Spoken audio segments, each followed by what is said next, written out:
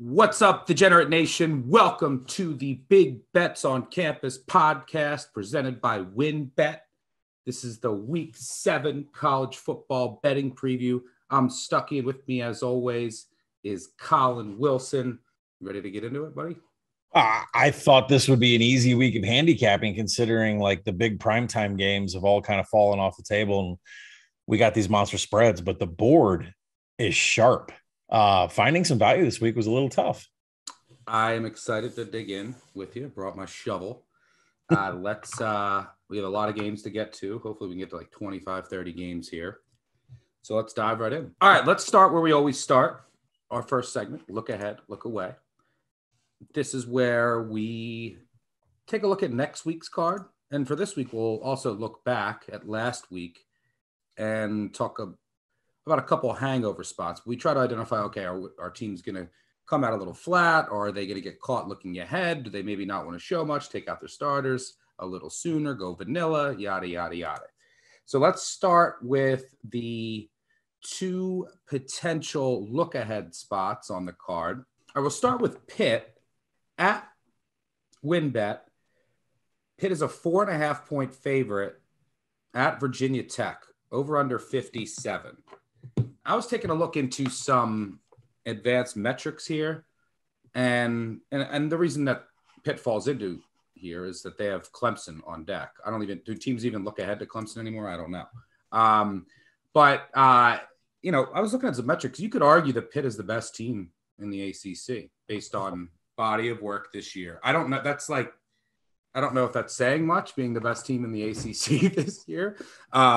But they've been pretty impressive. And, a win at Tennessee now looks better and better with each passing week. Virginia Tech, disappointing loss against Notre Dame in a game that they had in their grasp. Burmeister got hurt in the second half. They also lost their backup quarterback for the year to injury.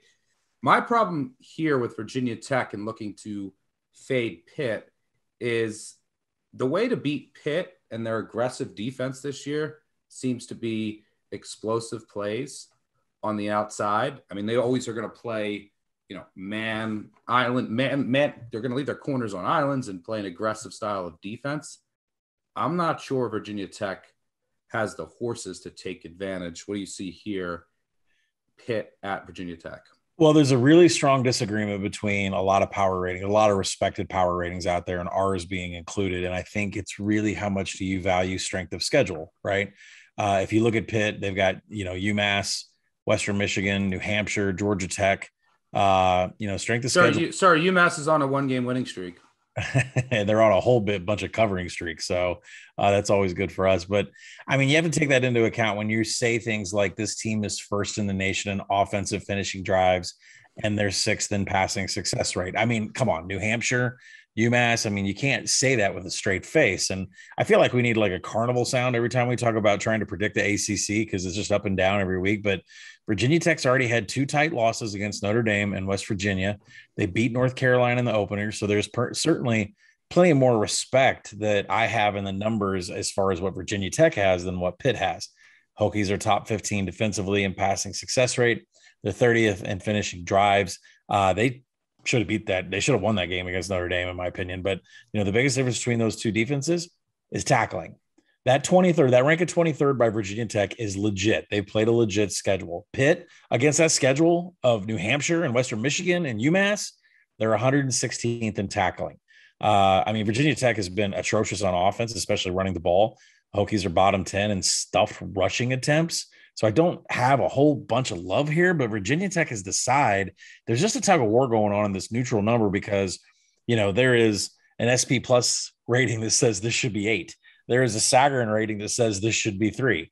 There's Action Network says this should be 4.5. So, there is a very wide variety all around the 7 here. I'm not sure where it's going to go, but in my opinion, Virginia Tech at least has a more proven resume. I can't sit here and believe any of the numbers I see in Pitt. And I know you mentioned Tennessee, but that was Joe Milton, Tennessee, right? That wasn't our beloved Hendon Hooker, Tennessee. So for me, Virginia Tech's aside, but I'd rather see it move off a dead number. Yeah, I think this is ultimately a pass for me. All right, let's move on to our second and only other look-ahead spot before we get into a couple potential hangovers. It wasn't a big week for look-aheads if you look at next week's slate. but one that did fit the bill. UCLA is a 1-point underdog at WinBet, over under 55.5, traveling to Washington. They have Oregon on deck. Good situational spot here for Washington, coming off of a bye, catching UCLA off of a game at Arizona that I believe was tied at the half, and the heat down there. Then now they travel to Washington with a date with the Ducks on deck. Washington is getting a little healthier at receiver. First game of the year, all three of their starting receivers are out. They should all be back here. One of their best defenders, ZTF, Zion, I don't know if he's going to be back or how much he's going to play, but he's been practicing and cleared. He was projected to be one of their best defenders this year.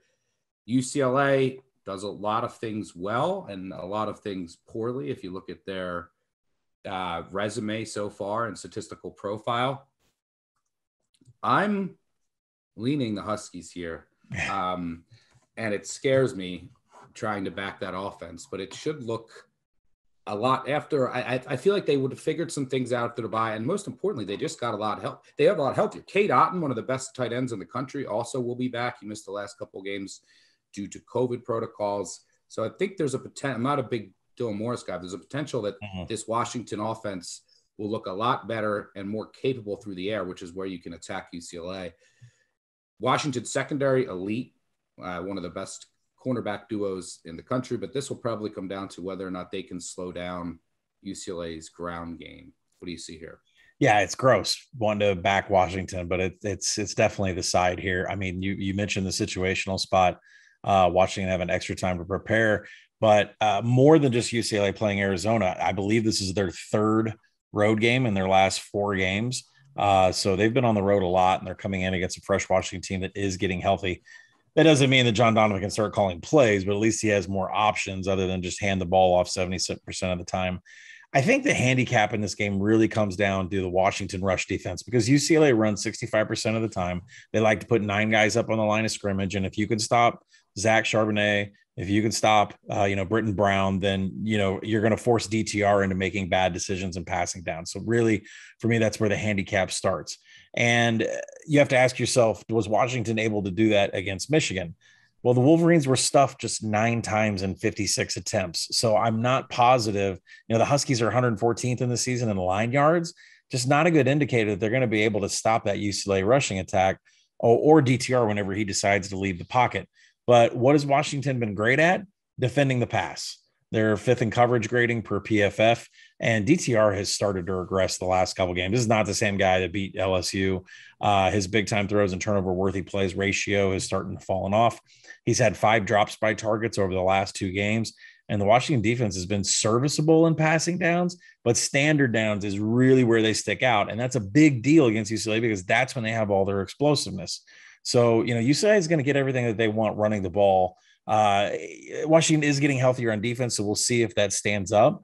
But the DTR mistakes and Washington's ability to stop the explosive plays completely gives the Huskies the edge. Now, I don't like Dylan Morris either. And, he had a very forgetful game against Oregon State.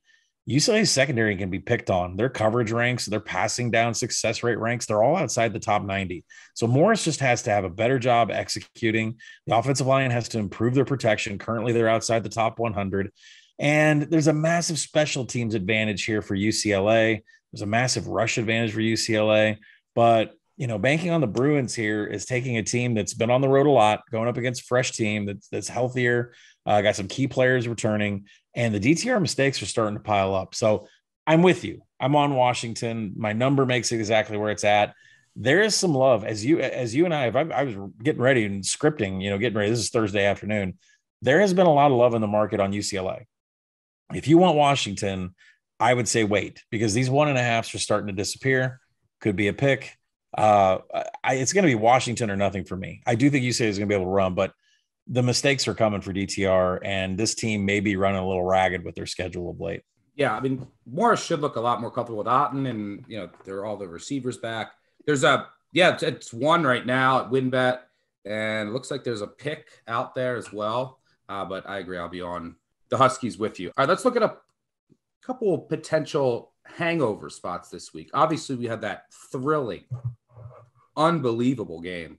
It was a shame that Gus Johnson didn't call that Red River rivalry last week, as he did last week. That was the only reason I was able to come back and win it. At least you and I were on the same side, and we didn't have some tragedy, right? At least we were on the same side when we got home.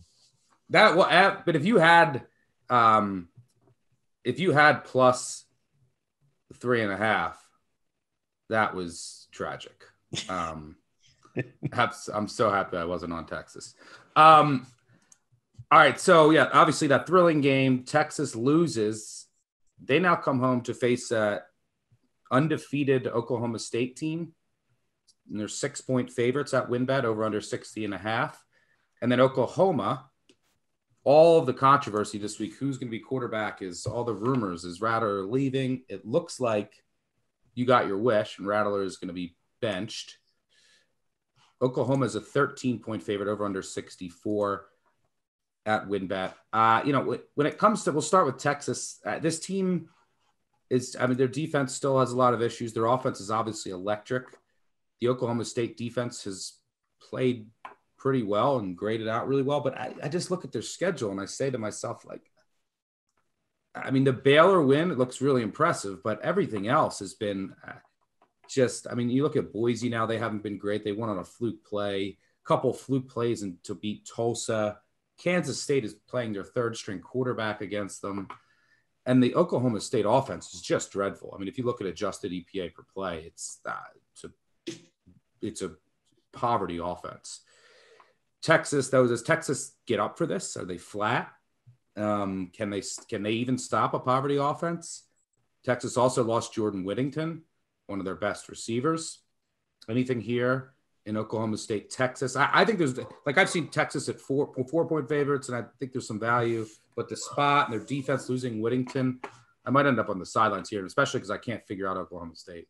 Yeah, well, Oklahoma State's been taking another game where the Thursday afternoon money's been coming in on the Pokes. And, the uptick in Jalen Warren's usage has been critical for Oklahoma State. 95 rushing attempts over the last 3 games. He has created a monster 42 missed tackles this season. He gets a couple targets out of the backfield. He lines up in the slot a few times. What that's done is it's taken a lot of weight off of Spencer Sanders' shoulders. And the Texas defense, that was the big handicap last week. They did nothing to improve against OU. Sooners were 60% in standard downs, and they averaged 8.5 yards per attempt. They got whatever they wanted. But the good news is the Texas offense is still rolling. They're still one of the best in success rate. They're one of the best in explosiveness. Now they're finishing drives ranked once they get past the 40-yard line. They're 14th in the nation and getting points up on the board. So really, we have to believe in the Oklahoma State defense, even with the schedule they've played, to say that they can slow down Casey Thompson, or can they prepare for the misdirection Bijan Robinson off to the dumps while the whole entire tight ends and offensive line moves off, to the right. Just all kinds of different schemes that Sark's going to call to get the ball into Bijan Robinson's hands. But when you look at the schedule that Oklahoma State has played, the FBS offenses so far have just not been really impressive. Tulsa's outside the top 100 in offense. These are teams that Oklahoma State has played, and they've got all these great defensive numbers. But let's review how they got the numbers. Tulsa's outside the top 100 in offensive success rate. Boise's near dead last in the rush. Kansas State outside the top 100 in rush explosiveness. And Kansas State was starting the third string quarterback in that game. Yeah, and they were stuffed on 50% of their rush attempts. Baylor, not really known for explosiveness. They doubled the national average in explosive drives against Oklahoma State. And they got nothing out of possessions that crossed the 40-yard line whatsoever.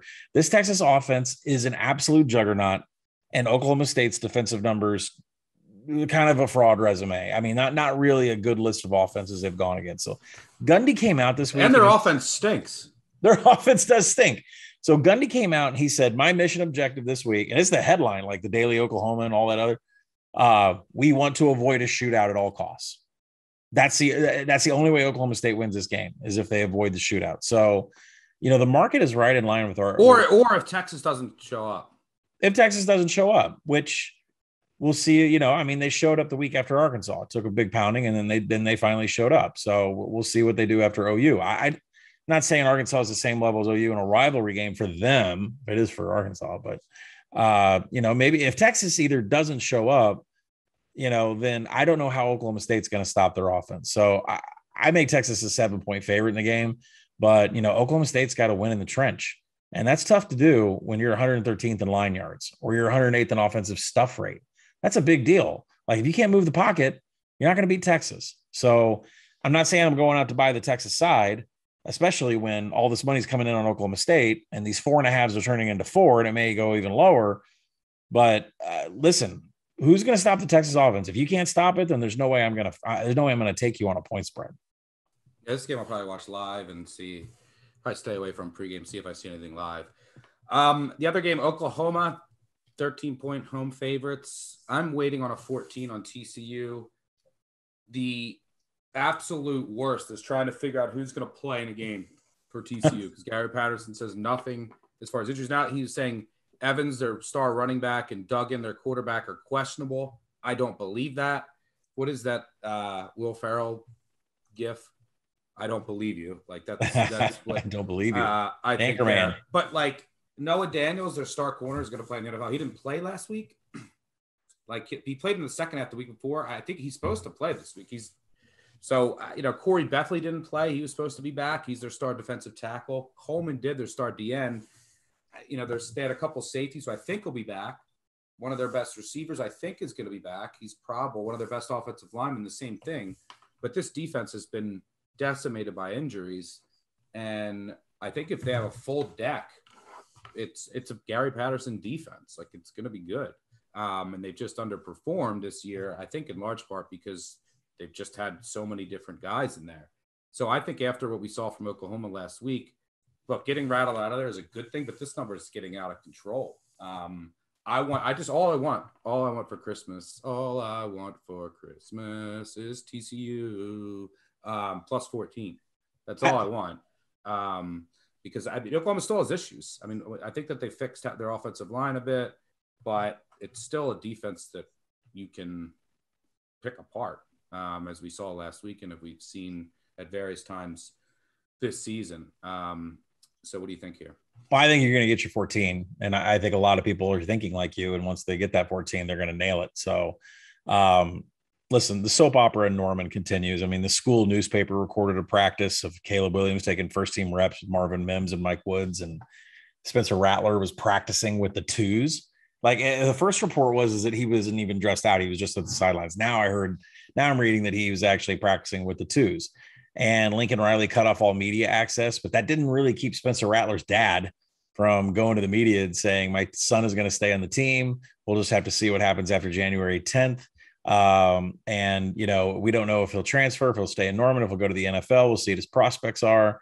But he also wanted to defend his son for running off the field after the OU victory, saying that he needed to be ushered by OU compliance officers to avoid confrontations with fans and media, not because he wasn't celebrating with his team.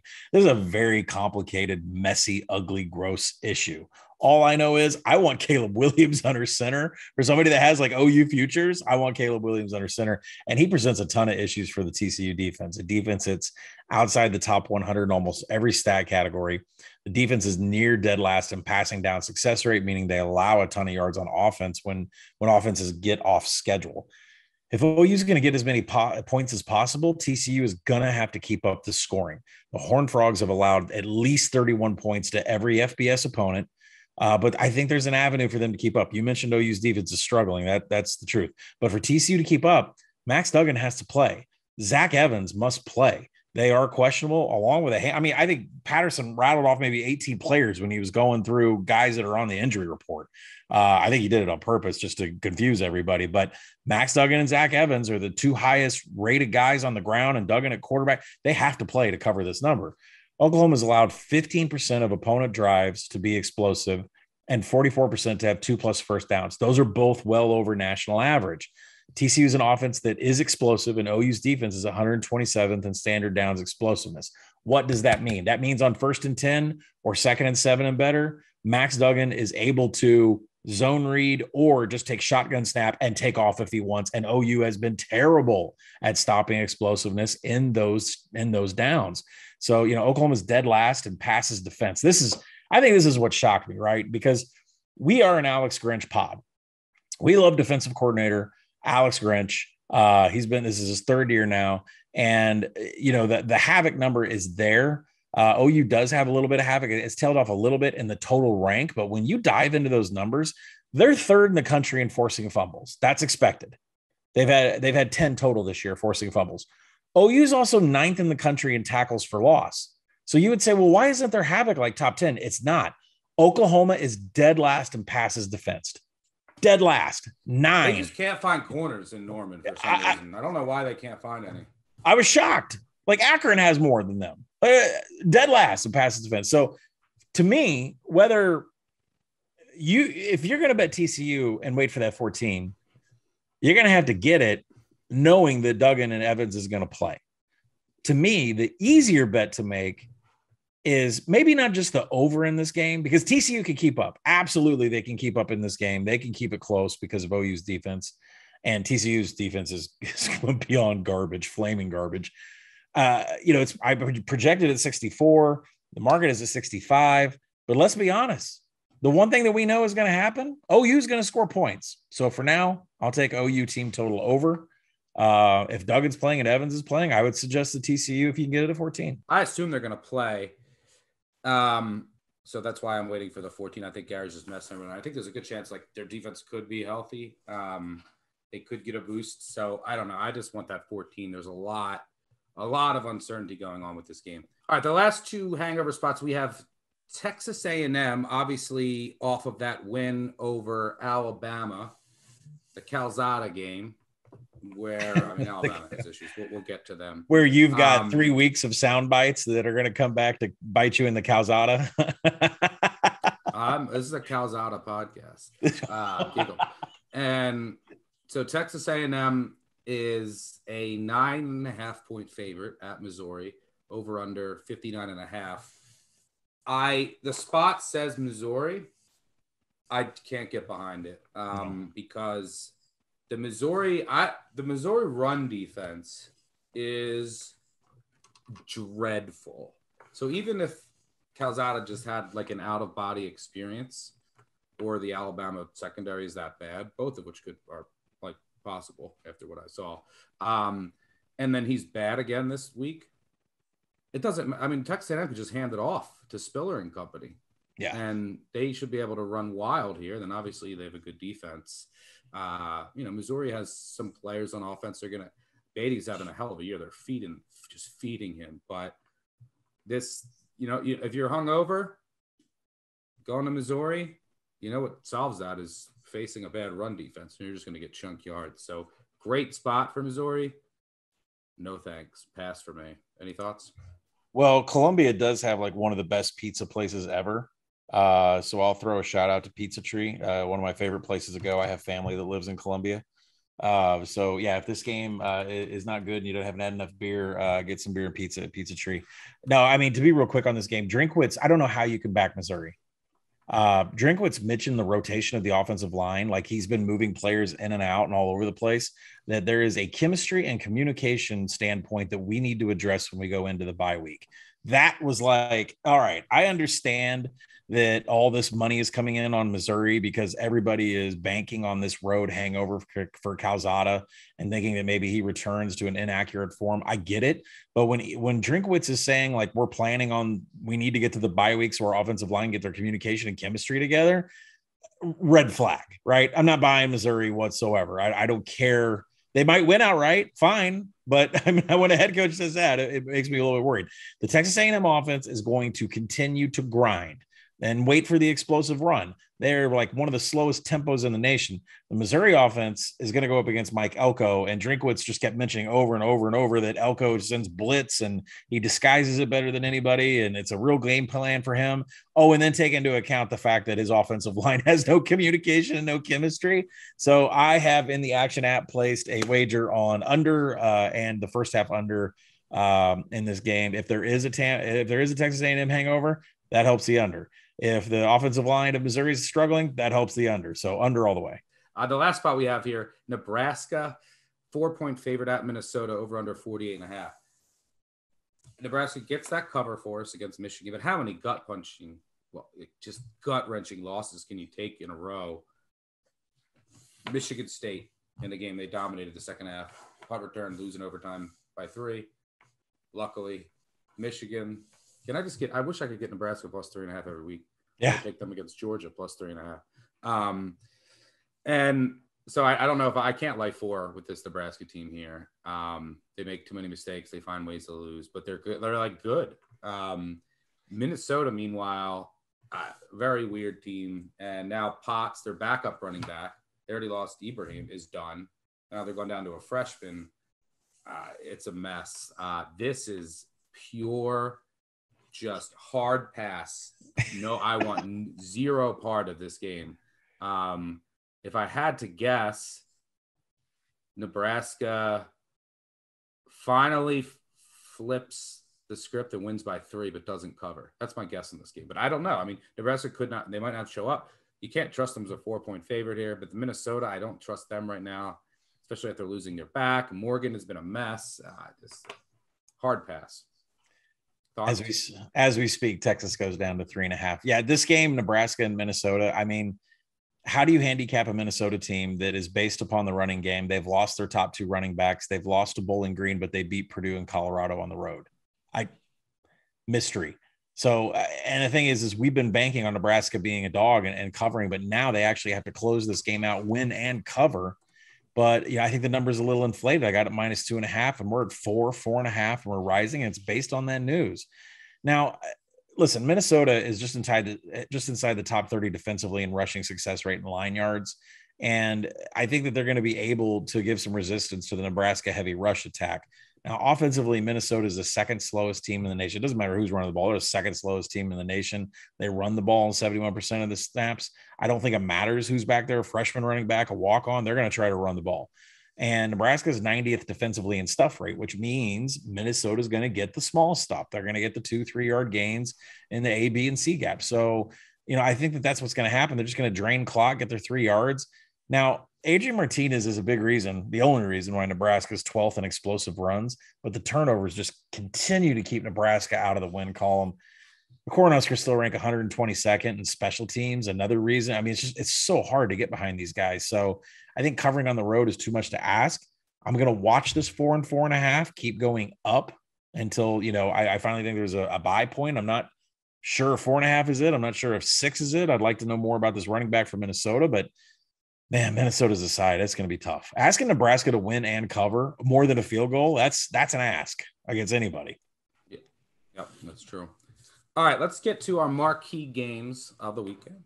All right, it's time you've all been waiting for. Let's start with a matchup of SEC powerhouses. Undefeated Kentucky. What's up, BBN? Will travel to Athens to take on Georgia. Winner of this game has the fast track to the SEC championship. Kentucky is a 21.5 point underdog at WinBet over under 44.5. I can tell you, I took Kentucky. Don't care that I lost on Auburn last week. Kentucky's a better version of Auburn to go up against this Georgia team. And I would take Auburn again after watching last week. A couple bad breaks early. They got their yards. They lost Smoke Monday early. A couple plays go differently. I think Auburn covers that game and stays within 2 touchdowns. Kentucky, better offensive line, just as good of backs.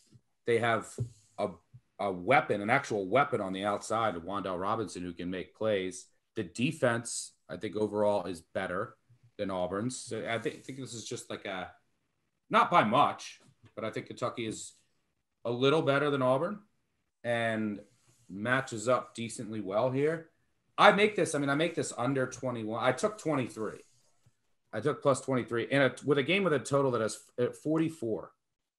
And by the way, road dogs of 7 or more in conference with a low total under 47, 387, 266, and 13 since 2005. That's 59%, 15% ROI. It applies to Purdue and Kentucky this week. So, Kentucky's still top 20 in EPA per rush on defense. I think they can hold their own, even though they've lost a couple defensive linemen. They're not going to give anything up deep. I mean, that's really what Georgia's doing. They're just playing really conservative, and they're getting a couple explosive plays here and there. I don't think JT Daniels is going to play. I don't think they're going to rush him back. He has been practicing. Maybe he does. I obviously wouldn't like this bet as much if he did.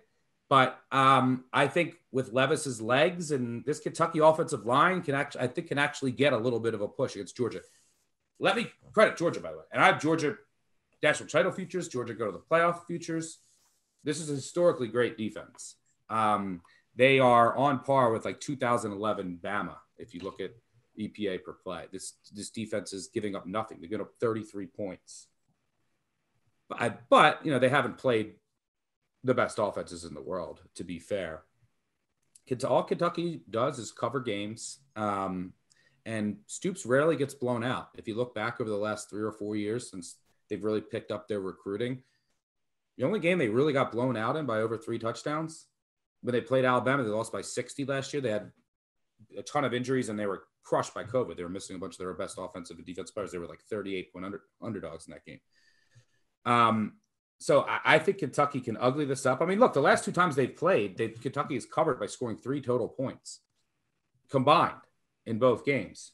So I think getting over 3 touchdowns here, I have to take it. Georgia could come out and steamroll again. But I think Kentucky with Levis, Cohen's play calling, that run game, they're not going to run wild.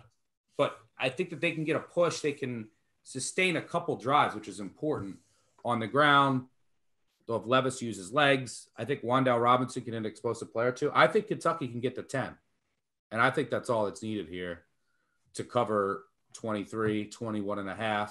I think this probably ends like 27-10, if I had to guess. Georgia wins. So Georgia's not healthy. They're dealing with a lot of injuries as well. I just think it's too many points, and I'm rolling with the Cats. Yeah, what's up, BBN? Thanks for all the phone calls last week. I'll see you on February 26th when you guys come to Bud Walton Arena. We'll see how that goes. So yeah, this is listen, you mentioned that you think we're a football school, bro. Who cares about that? We're a football school. You mentioned you think Kentucky can get 10 points. The team total is 9.5. So, this is a Kentucky team that's covered the last 2 in this series, and I think they've scored a total of 3 points. 3 total points. 3 combined points. Yeah. So this is a tough line to handicap. Big test for both the Kentucky offense and defense. They have a rush-based offense. It's 6th in line yards, but they're running into a defense that shut out Arkansas, a team that runs even more. And the Kentucky defense hasn't allowed 175 yards on the ground. They haven't allowed 300 in the air to anybody. So some really impressive stuff going on. So you have to ask yourself, we all have. And they played 2 good offenses. LSU, they played Florida, beat them both outright. Now, you and I have both said at the beginning of the year, all year, is that we think Georgia and Oklahoma, well, maybe I said Oklahoma, but Georgia, Oklahoma is a national championship game. And I think you have to ask at this point, is there a way to beat Georgia? You're going to have to force Stetson Bennett into passing downs and have him create mistakes. And there's 2 issues there for the Wildcats. First off, Kentucky's 110th in defensive passing success rate, and Bennett has a 2-to-1 ratio and big-time throws and turnover-worthy plays.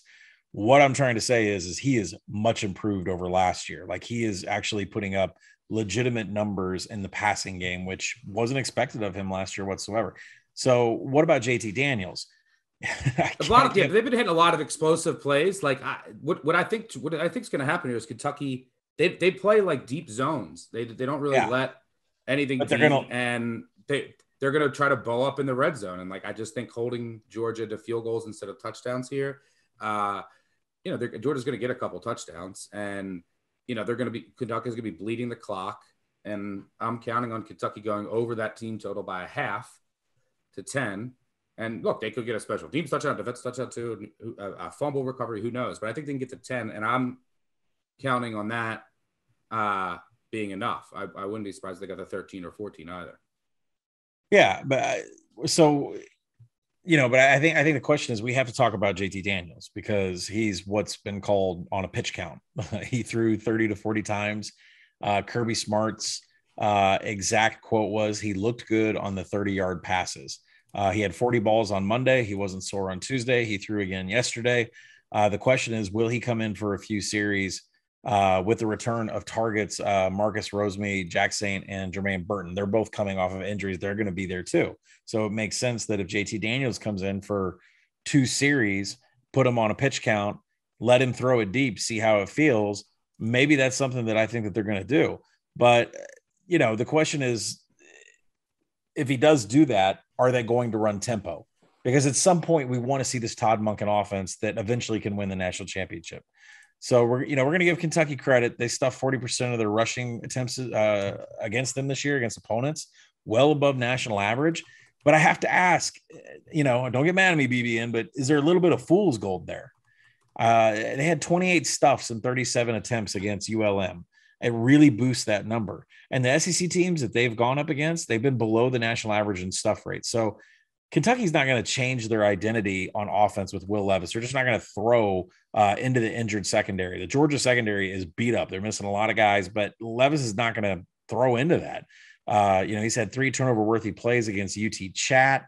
He's got about an average depth of target. He had a 3.8 yards against South Carolina in that 16-10 win. It's just, there's not a lot going there in the passing game where I think they're going to attack Georgia's secondary. So JT Daniels might start this game with his healthy targets around him. And once that lead is secured, it's right back to Georgia ground and pound, keep you at a 2-touchdown distance. Backdoor is always going to be open for Kentucky to get there. Let Stetson Bennett lead the remainder of the game. So for me, I bet Georgia minus 13 in the first half. If I get confirmation that JT Daniels is playing, I'm going to bet Georgia in the first quarter also. But you're right. The medium zones, but 10 to 15 will be there for Stetson Bennett. You're saying that, Kentucky's defense is buoyed by some of their opponents. From a stuff rate perspective, but by the way, they're only their only common opponent is South Carolina, who scored more points against Georgia than Kentucky. Just throwing that out there. But Georgia, who I think is the best team in the country by over a field goal and the best defense by far, historically great. But they played Clemson, who might have the worst offense in the country. Then they played UAB, who doesn't do anything against these Power 5 schools. They played South Carolina's offense. They played Vanderbilt. You want to talk about, you play Vanderbilt and South Carolina and Clemson's offense. These are historically bad offenses. I wasn't talking about Georgia. I was talking about Kentucky's defense. No, but I'm saying Georgia's defense has also benefited from a very soft schedule. And then look, if you look at that Auburn game last week, don't say it was Auburn got yards in garbage time. Auburn had 35 yards in the fourth quarter combined. If you look at that final score, Georgia had 430 yards. Auburn had 320 yards. They were, they averaged 6.5 yards per pass. And they couldn't run the ball at all because their offensive line is a JV squad compared to Kentucky's offensive line. That's where I think the difference will be. I think Kentucky will be able to move the ball a bit on the ground. They'll get a little bit of a push here. So look, if this line was 20.5, I wouldn't take it. So that's telling you all you need to know. I don't think that there's an enormous edge with a total this low, catching over 21, especially 23. If this ticks back up, I was able to get a 23 last night, which, if I think that Kentucky's going to hold Georgia to some field goals, that's really important too. So go Cats, 3:30 Eastern. Come to Stagger Inn if you're in Lexington. Drinks on me. All right. Our second marquee game of the weekend. Let's go to the Big Ten. Purdue at Iowa at WinBet. Iowa's a 12-point home favorite, over under 43.5. Just talked about this. Road Dogs catching over 7 with a total this low, about 60% historically, which makes sense. It's harder to cover as over a touchdown favorite when the total is, in the low 40s. So when I look at this game, Brahms actually owned Iowa. I think he's won 3 of 4. And you know who owns Iowa? David Bell. I think he has 18 catches for 300 yards and 4 touchdowns in 2 meetings against Iowa. He has absolutely crushed them. When I look at this game, I want to bet Purdue. This is not, I guess this is a Purdue podcast now, no longer an Iowa podcast. And for a couple of reasons. If you isolate just this year's performances and you don't have any priors, Purdue's a top 15 defense in adjusted EPA per play. Purdue's defense has been unbelievable. Now they have a guy who could go 1 overall in the NFL draft in Karlaftis at defensive end. Guy gets triple teamed sometimes. Obviously helps the defense. But they brought in a new defensive coordinator playing a very aggressive style. They also get their top cornerback, Trice, this week, who's missed the past couple of weeks. This defense is legit. They're very good. I think that they can slow down this Iowa offense. On the other side of the ball, I worry about who Purdue is going to start at quarterback. Now, Riley Moss is out, potential All-American cornerback for Iowa. That's big. That'll help. But there's, Purdue can't really run the ball. So you're going to have to throw against Iowa, and you're going to need short passes, and you can't turn the ball over. Well, there's two quarterbacks that have been playing for Purdue this year, Plummer and O'Connell. O'Connell has started lately. If you look at these quarterbacks, O'Connell, 66 of 100, 66%, 750 yards, 4 touchdowns, 5 picks.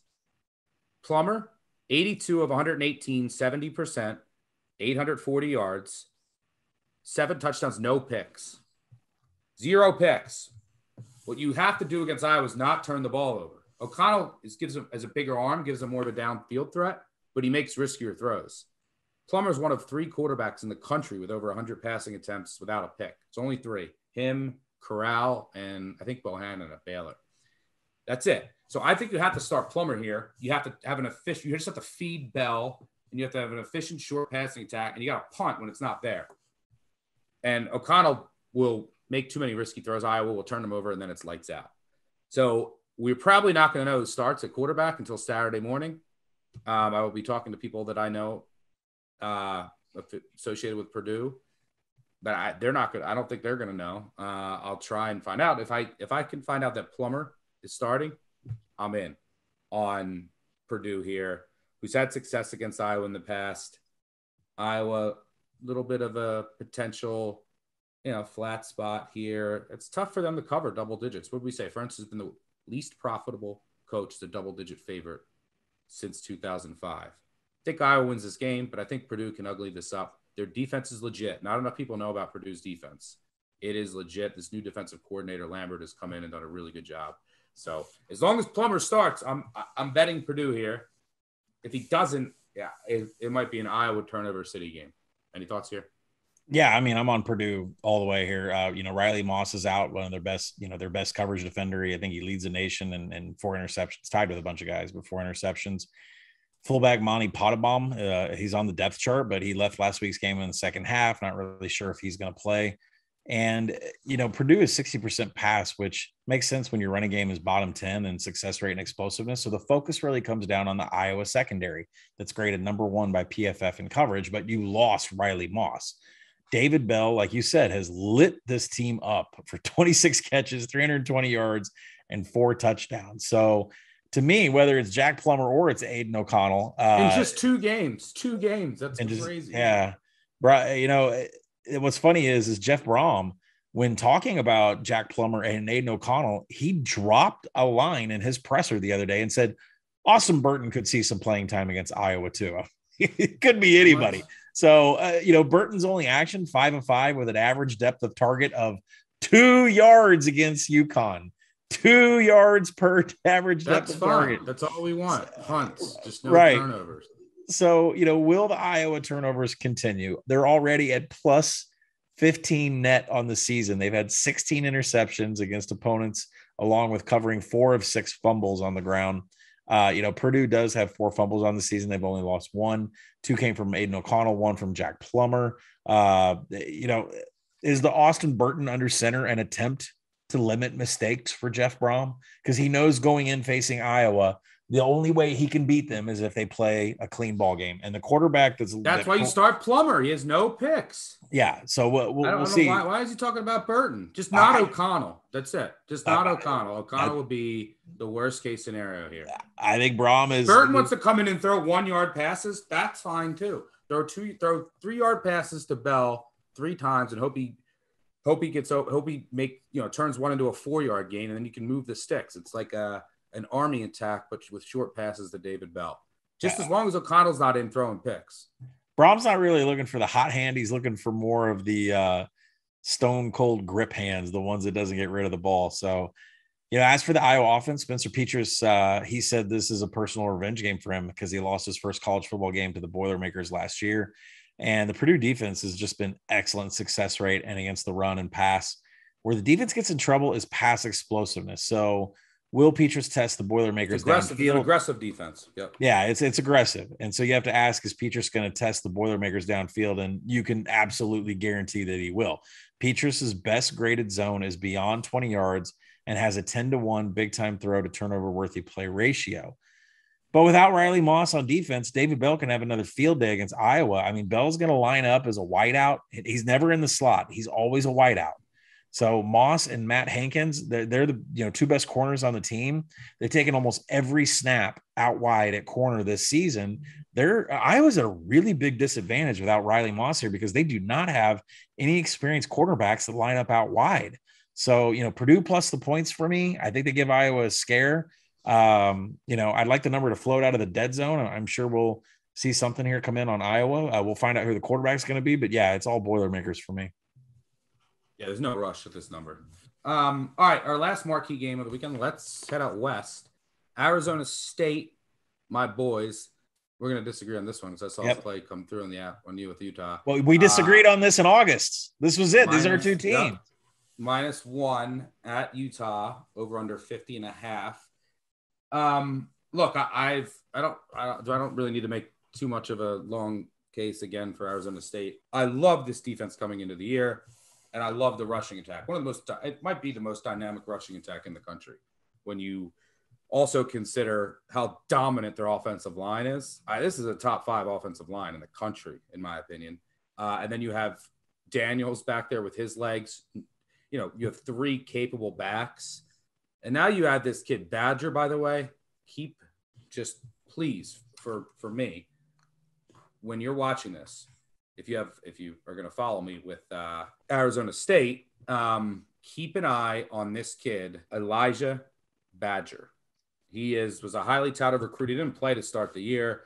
And he just came back a couple days ago. He's touched the ball like 4 times. He has 3 explosive plays in the 4 times he's touched the ball. Keep an eye on him.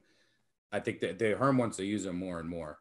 But the Arizona State defense, despite losing their best defensive tackle, despite losing, their defensive end who transferred from LSU, they've had injuries in the secondary, but their secondary is deep.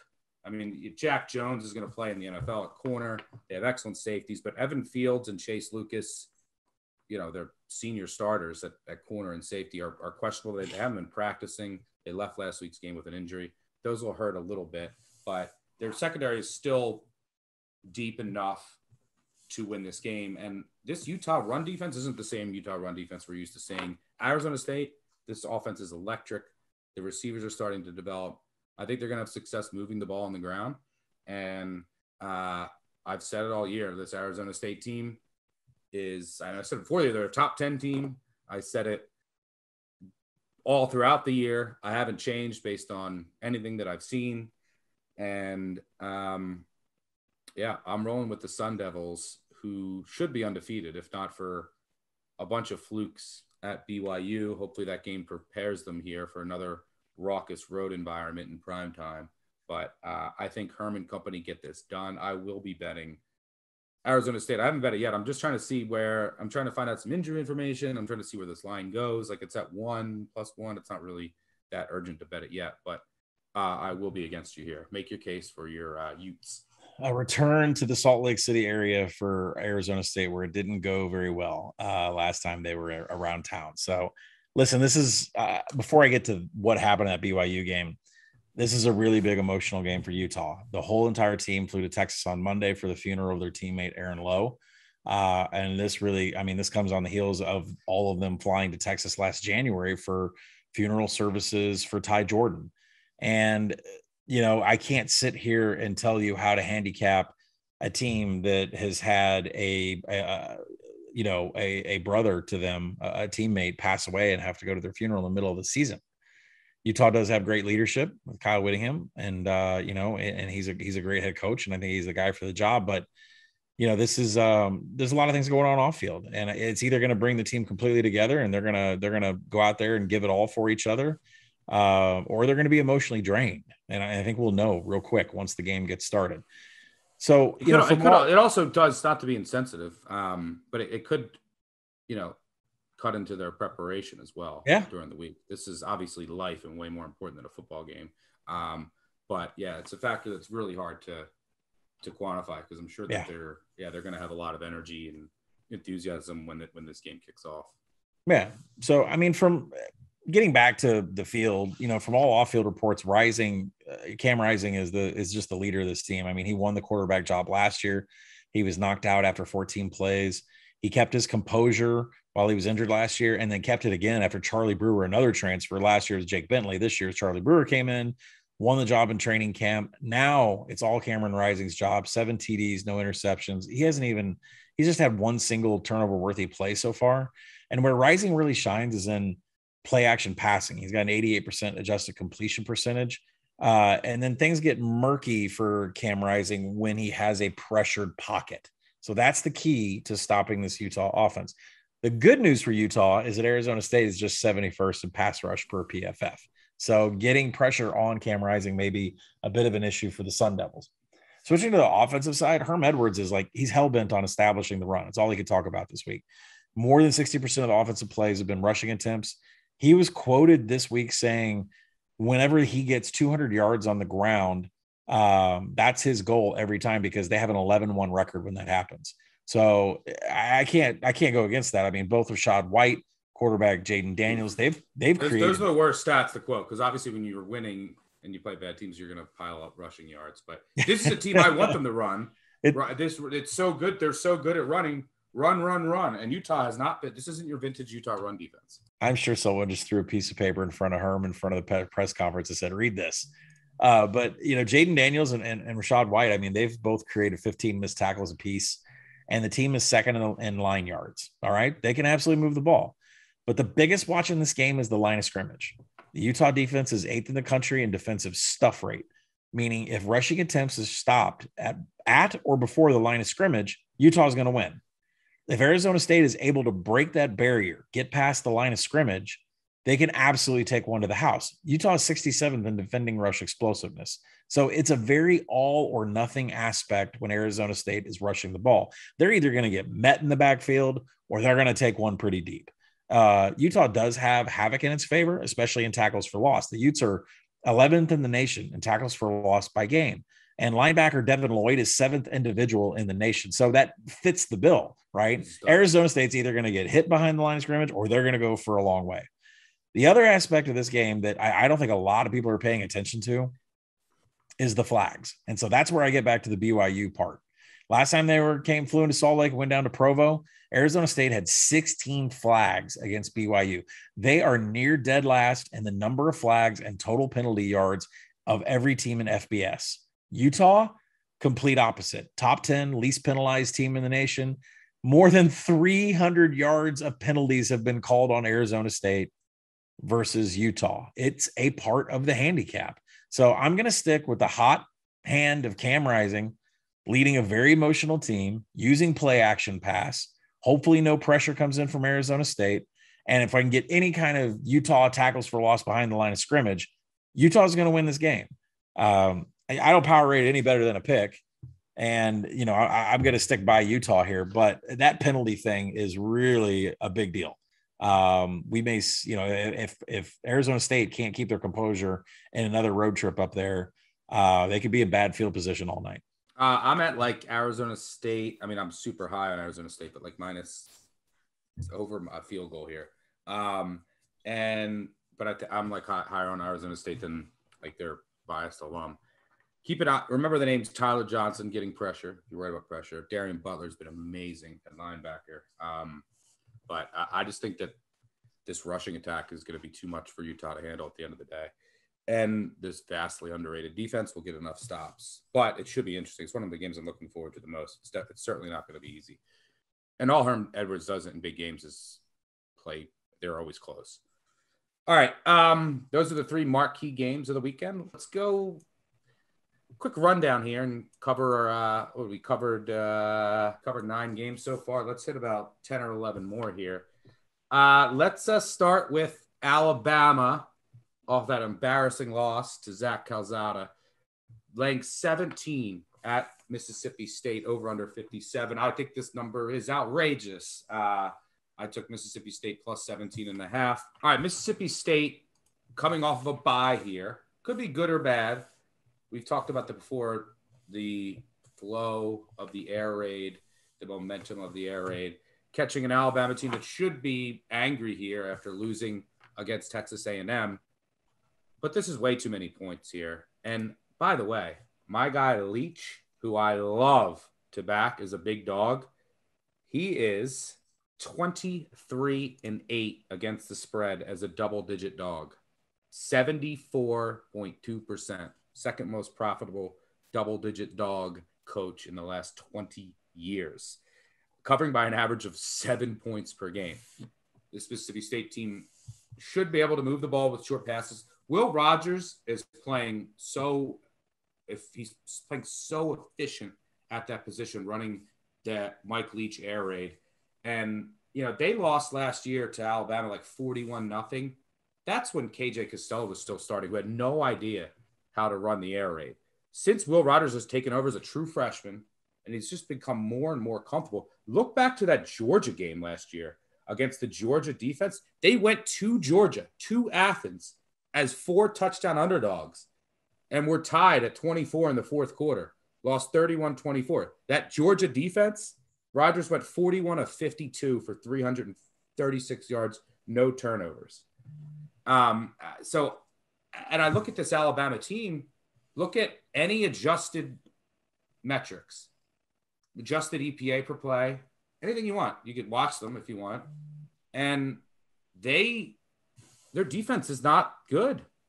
It's like almost a little above average. If you filter out some things, look at the Florida game. Florida did whatever it wanted.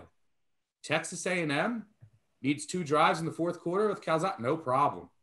So there's serious issues in the secondary for Alabama. Undisciplined, out of position. I don't really know what's going on with that secondary. Read an article this week that says, look, this Alabama defense is just not the same since Kirby Smart has left, and he's getting a lot of these recruits. I mean, look how good this Georgia defense is. But this Bama defense has looked lost multiple times this year. And Mercer scored two scores on them. My Bears. And so I think Mississippi State's going to be able to move the ball here. And they're going to chew up clock while doing it.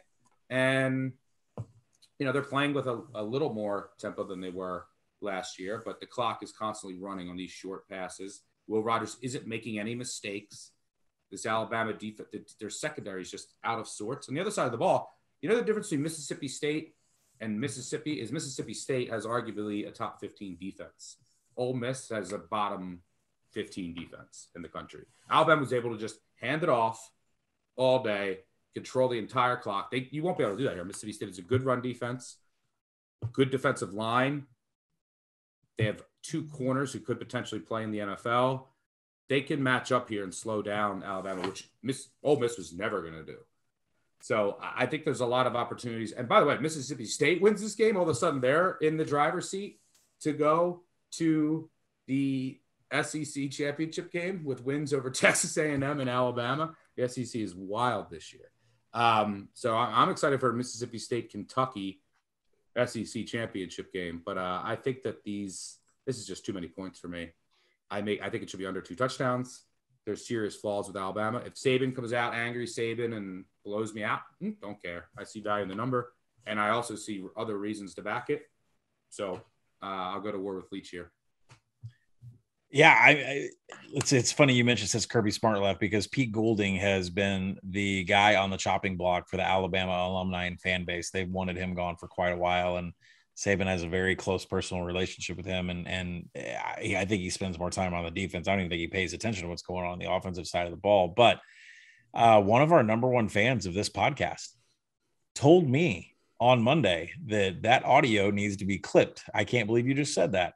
And that person was Brett McMurphy. And Brett McMurphy wanted me to be clipped and held back by our producer when I said Alabama's going to lose again. They are. They're going to lose again. They're losing in the trend. Bet them easily against Florida. They're losing. Their offensive line is struggling. They're so let me read off a couple numbers that are just like, I mean, I knew that they had gotten worse after Texas A&M, but now it's like really like, coming out at me in the color red. Passing success rate on defense, 67th. Coverage rank, 54th. Pass rush, 48th. Finishing drives. How many points are you allowing to opponents once they cross the 40-yard line? Alabama's 116th. That's insane. That is not an Alabama defense. And the number here should be 13. SP Plus makes this number 10. This number is way too high. A lot of people are still buying into Alabama. Pissed off Saban mode. No, that defense is broken. So, yes, Mississippi State all the way. Points. I don't know. You and I'll make a determination on BBOC live show on Saturday morning if we're going to do anything more with it. But, yeah, all the way. Leech, baby. I'll be tweeting out my Leech pictures. I have a whole arsenal of funny ass Leech pictures. I was hoping to run into him in Key West, by the way, this summer, but I didn't. All right, UCF at Cincy 21-point favorite. Over under 57. Obviously, UCF's been ravaged by injuries. By the way, shout out to our group of 5 guys. They've been killing it. Make sure you check out that episode. They have my full approval. They do a wonderful job. I'll give you 30 seconds here. Anything? Oh, yeah. I mean, no Dylan Gabriel, no Isaiah Bowser, Jalen Robinson in the backfield, which means, and this is a UCF team that all they do is rush. I'm not really sold on Mikey Keene as the quarterback. 4 big-time throws, 2 turnover-worthy plays against Navy and East Carolina. They have not faced a defense like Cincinnati. Cincinnati, all-world everything on defensive numbers. I'll spare you how good they are and everything. To beat Cincinnati, you have to force them into passing downs and you have to pressure Desmond Ridder. Right now, Central Florida is 96th in defensive havoc, and their red zone numbers are bad. 17 of 18 trips against the Central Florida defense have turned into a score. Everybody's scoring. Now, I'm going to just put everything that I wrote down aside. Cincinnati is on a mission, and they want to be recognized by the college football playoff. There was absolutely no reason. Now, I'm a guy that held under 54 in that Temple-Cincy game last week. There was no reason to score 35 points in that second half. That game landed 52-3. 52-3. The backups were in for Luke Fickell, running Temple ragged up and down the. Cincy is here to prove a point. I don't think these 50 burgers are done. Give me Cincy over 39. Any margin of victory. Yeah, I think the team total is over 39. What I hit on the app, I don't know if it's moved since I hit it. 50 burgers every week until we get the first college football playoff ranking. Yep. All right. Michigan State, undefeated Sparty at Indiana. Indiana, Penix, it looks like he's out. And it's Tuttle time. A 4.5-point home underdog. Indiana coming off of a bye, over under 49. You got anything here? I can't back Indiana. I mean, I know Tuttle's got this magic. The win that he had last year when he came in relief. I played the first half under. I'd still play it at 24. I wanted the key number 51 on the total on the under, but it got banged pretty early this week. And not only, it's just because this Indiana offense has been broken all season. Tom Allen's been mum on if it's Michael Penix Jr., Jack Tuttle, and the offense is 119th in passing success rate. So I asked, does it matter who it is? Indiana can't run the ball. They can't pass the ball. And the Michigan State defense is 21st in finishing drives. Now tell me why all this money is coming in on Indiana. And it looks like the Sharps are all back in the Hoosiers this week. We're way past the point in the week where we're shaping numbers. So you have to ask, do we believe in Michigan State? I mean, I get that Peyton Thorne is 14-2 TD to INT ratio, but your schedule is Rutgers, a god-awful Western Kentucky defense. Love you, Bailey Zappi. Miami gave them 4 turnovers. And then there's Northwestern. They escaped Nebraska in overtime because of a turnover. I don't know if I believe in Michigan State. When you put all this together, I'm not sure if I believe in them. The Indiana defense is excellent against explosiveness, 13th in standard downs, 6th in passing downs. So the bet you should look for, to me, is the under. I'm not a believer in Michigan State yet. Maybe I'm just not seeing it.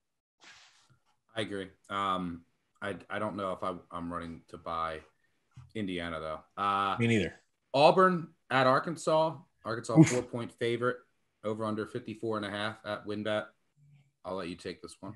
Well, whoever's in charge of putting us in 11 a.m. games, please stop. I'm tired of this. All right. I mean, how many games in a row do we have to have at 11 a.m.? Texas A&M, Georgia, Ole Miss, now Auburn. So, anyways, as far as the Jefferson Pilot time slot goes, this is a revenge game for the Razorbacks. It shouldn't be a revenge game because they should have won. Yeah, well, I mean, so if you don't know, the SEC refs screwed them out with 30 seconds left. Auburn threw a backwards pass. It was recovered by Arkansas, and then the SEC crew called it an illegal intentional grounding. Like saying, a Carlson field goal, 2-point win for Auburn. So Arkansas has been looking forward to this game. They're going to be up for it. And the handicap really starts with the Arkansas defense. It's given up just boatloads of yards last 2 weeks to Ole Miss and Georgia, 89 points. Interestingly enough, for people that aren't paying attention, Arkansas decided to return to their tempo roots. Why would you not go what Alabama did? You have a rushing attack that can ground and pound and keep things slow. That's what Alabama did to beat Ole Miss. And instead, Arkansas opted to go down to 2020 tempo ranks where they snapped the ball every 22.1 seconds.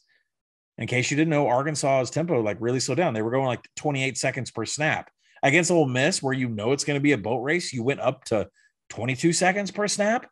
I didn't understand that philosophy of getting into a shootout with Ole Miss, but that's what happened. So we need to pay attention to this new Arkansas offensive tempo.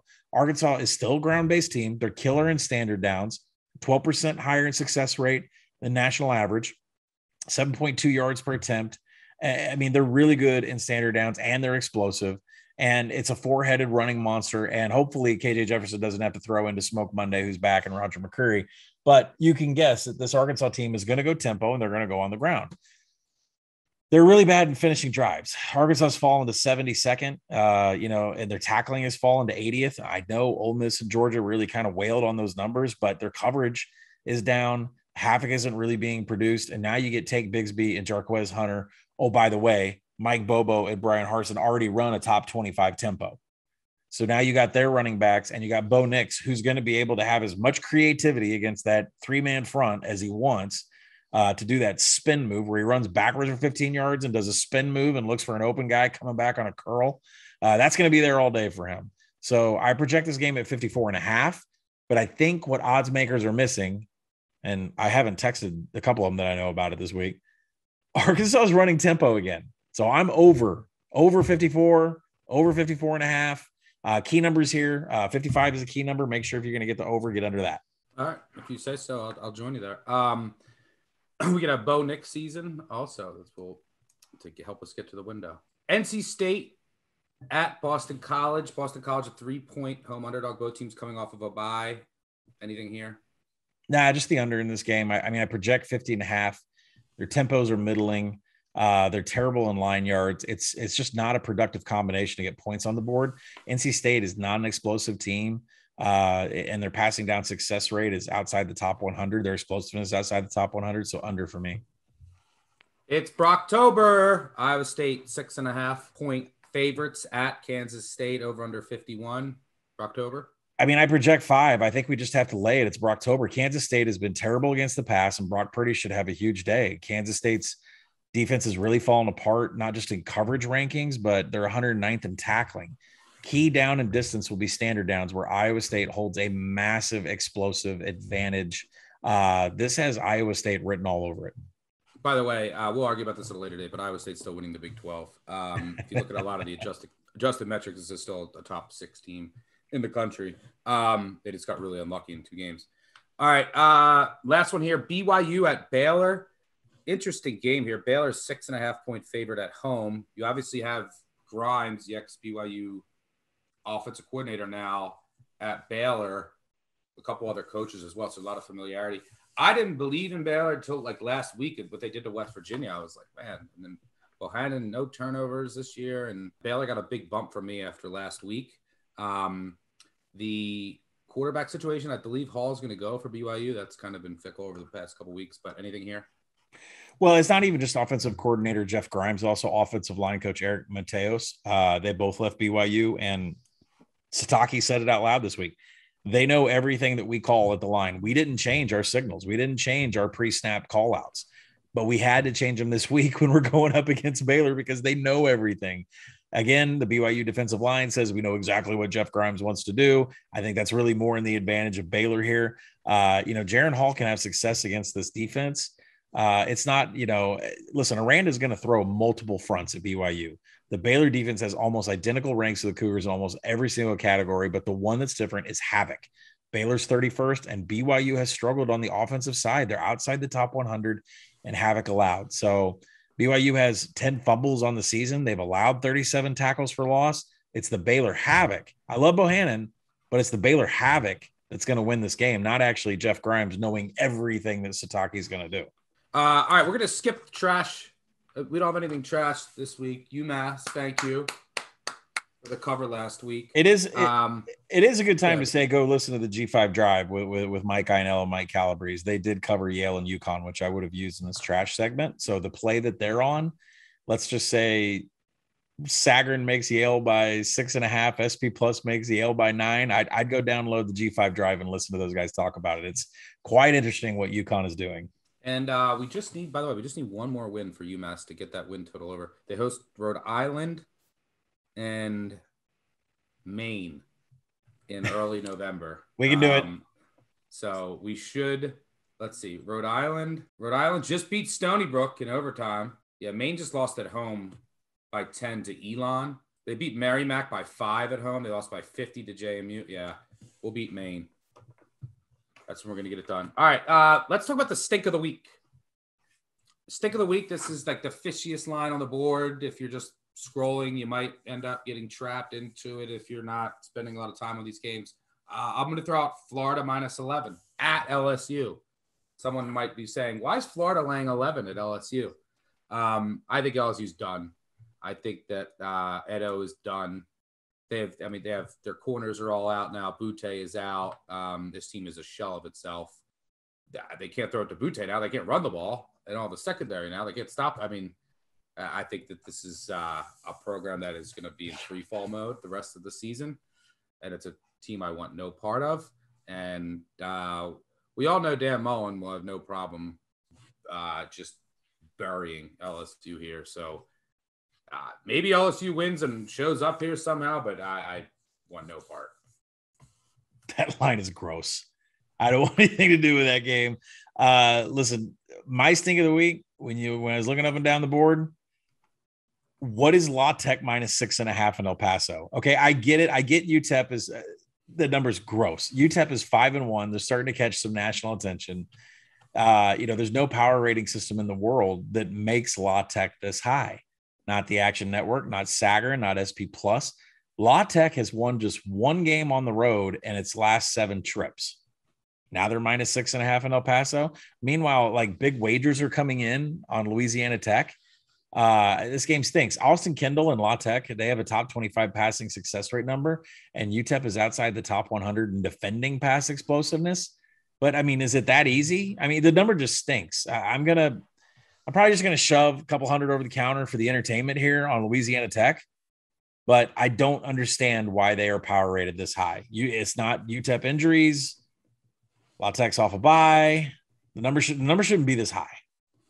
I love this Louisiana Tech team. They better get us our win total because over 4, they should get there. They could win this week easily. They still play Old Dominion and Charlotte at home and Southern Miss and Rice. So they should get there. But they're a weird team this year. They should have beat Miss State at Miss State. They could have beat SMU. SMU had a Hail Mary to beat them. Yeah. They could have beat NC State at NC State. And then they beat CELA. They had to come back. Southeast Louisiana. They come back doing 45-42. They give up like 900 yards. Then they barely beat North Texas at home. It's a very bizarre team. It's like they're like the Raiders. They play up and down everybody. All right, before we get out of here, let's go 3 and out. All right, first down here, let's talk some Friday Night Lights. Syracuse, 13.5-point home underdog at WinBet, over under 45.5. I'm thinking about in the under here. There's going to be a lot of – this game will be, from a pace perspective, be on the quicker side, which does scare me a bit. But Syracuse now is Army in a shotgun. That's all they want to do. They just want to – they changed quarterbacks. And Schrader, the kid who used to be at Mississippi State, they just want to hand it off They either want him to run or hand it off to their back, who had like 50 carries against Liberty. Trader hurt his shoulder last week in the game, and then he can't really throw anyway. But so that might prevent him from throwing. You can't really run on Clemson, and Clemson's coming off a bye. They've had 2 weeks to see all this tape on what the Syracuse new offense looks like. Syracuse defense on the other side, grading out okay. It's not an elite unit, it's not a great unit, but it's fine. And they're playing this Clemson offense that, until I see otherwise, stinks. So I think this has a chance. I wouldn't be shocked if Clemson won, or I wouldn't be shocked if Clemson got shut out with this offense going up against Syracuse and this game ends like 24-0. So I like the under 45.5. Yeah, I completely agree with you. The question is, where are both of these teams mentally? Syracuse lost 2 conference openers by a combined 6 points, and Clemson is kicking field goals in the second half against BC to escape with a 6-point victory to head into a bye week with 2 losses and no chance of making the college football playoff. There's no indications over this bye week that Clemson found a running game, found out how to make explosive plays, or get DJ in sync with his targets. Now, Will Shipley is out indefinitely. Justin Ross has been upgraded from questionable to probable, but still, like, he's not in sync. Yeah, if their other receivers have injuries, like it's a mess. Yeah, and we have missing pieces from the defense now. So this was a play for me on Syracuse at 14. Now I like the first half total under better. If Syracuse defense allows Clemson to be explosive, then that's something we'll see for the first time this season. Conversely, if Syracuse can sustain drives and push the Clemson defense around, that would also be the first time we've ever seen that this year. So for me, first half total on the under. Cal at Oregon, 13.5 point favorite. Anything here? Yeah, DC Tim DeRuiter for Oregon gets a visit from his old team. I think there's going to be a little bit of fired up, portion for the Bears. This is Autzen, a place where Cristobal historically has had trouble covering games, especially as a double-digit favorite. And Cal runs a slower pace but balanced offense, and surprisingly, they're number 1 in line yards in the country, and that's going to be an issue for an Oregon team that is 57th in line yards. The Oregon defense has fallen to 99th in havoc, and they have really struggled against the pass. Now, the Cal team is 1-4. You look at their record, he's 1-4, but they lost by 5 to Nevada, lost by 2 to TCU and Fort Worth, and then on the road, they lost to Washington by 7. So, there's really no shame in a lot of the losses that they have. It's been a legit schedule. But they are in desperation mode to try to get to bowl season. And Oregon and offensive coordinator Joe Moorhead, they're going to look for a replacement for CJ Verdell and running the ball. Travis Dye is going to get some carries. Some freshmen are going to get some carries. But I think Stanford kind of built a defensive template for Justin Wilcox on how to get to Anthony Brown and get him to produce negative plays. So it's a game I projected 11. I like Cal at 14. I would play it all the way down to 11. I'm sure it'll stick around 13.5, 13. San Diego State at San Jose State. Look, I've been super low in the San Jose State team all season, fading the shit out of them, and it has worked. But I think now's the buy point. Even if Nick Nash is the quarterback again, they're catching 9 at home against San Diego State, who's undefeated in conference. San Diego State, despite your love for their offensive coordinator, still can't move the ball, still can't find a quarterback. This is way too many points for a total of 41. I'm waiting for the 10. Maybe I'm missing something here, but this is Spartans. It's finally time to buy, and I hate this team, but I'm buying them here. San Diego State covering 9 here. That's a huge ask for that offense. Yeah. Well, I like the over. Of course, I like a San Diego State over. I project the over. Oh, man. I projected at 48. I don't know where San Jose State's going to get their points. I don't know what's going on there with Starkel and Nick Nash and all that going on there. But, it's a projection I make at 48. And when you go and look and you split out standard downs and passing downs, San Diego State is top 30 in explosiveness, no matter we're moving on. Which way you slice it. They're 4th offensively in rushing explosiveness. 4th offensively. San Diego State overs. You're betting a San Diego State over, and you don't know how the other team's going to score. All right. Let's move on to second down and talk our favorite overdogs and underdog money line parlay. All right, my favorite overdog, quick. UNC -7. Try to get to 7. I think Miami's done. De'Aaron King's out for the year. Done. This UNC team's hard to figure out which version you're going to get, just like every team in the ACC. But there's no, it doesn't look good for Manny Diaz. And after that loss, I just think this team was going to pack it in for the season. I know that they have major revenge. I don't see it. I think UNC rolls here. My favorite underdog, Tennessee, baby. Play Rocky Top. This Tennessee team, like I was looking at their numbers today. I'm like, this team's good with Hooker. I don't know why we were screaming to take out Milton. I mean, he's been unbelievable when he's in there. Their offensive line has been really good. Their running game has been really good. Their defense has been good enough. Here's the thing. Ole Miss is going to score with anybody, but I don't see any way how Ole Miss can get a stop in this game. Tennessee can line up and run the ball and then set up Hooker in his short passing attack, and he's going to hit some explosives. I mean, look at the Ole Miss defensive line. I mean, all Ole Miss does is drop 10 back and say, we don't want to give up a 50-yard play. Just hand it off, and then you can get 7 yards of play. They're like 120th in line yard. It's disgusting defense. And Tennessee should just bulldoze the line the entire game.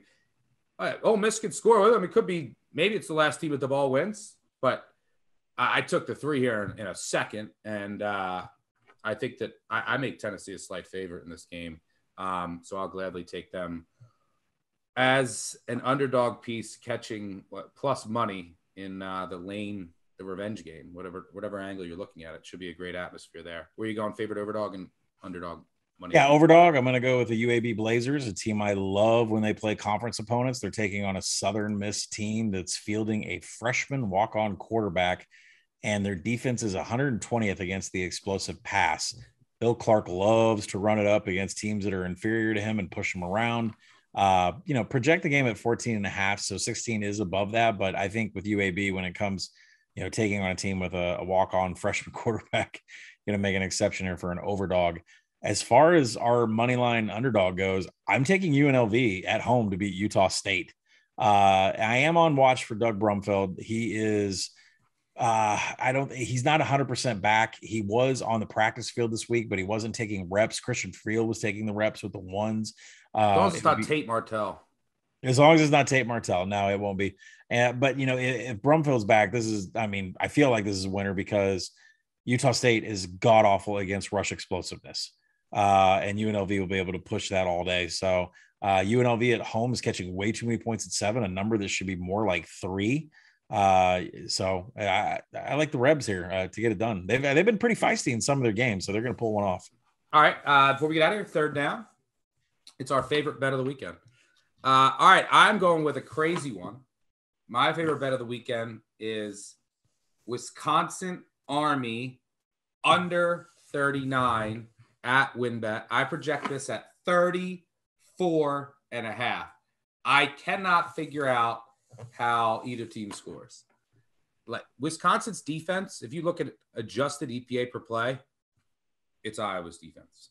There's zero difference. They are the exact same defense from an adjusted EPA per play this year. This defense is dominant, especially against the run. You cannot get a yard against them running the ball. So how's Army going to move it? There's also wins, not that either of these teams can throw. Army's run defense has been excellent this year. So how's Wisconsin going to move it? Graham Mertz throwing the ball and win? Don't think so. You're going to have – this clock's going to be 2 slowest teams in the country. This clock is just going to be bleeding. There's going to be so many punts in this game. This is disgusting. I literally projected at 34.5. I had to take Army out of principle also at plus 14. Anytime – Service Academy is catching 14 or more, I'm pretty much taking them. It's 65% proposition over the last 30 years. But this game, I can't figure out how Army's going to score. Like they have to break one. I really don't know. Then I look at Wisconsin. I'm like, all right, maybe they could.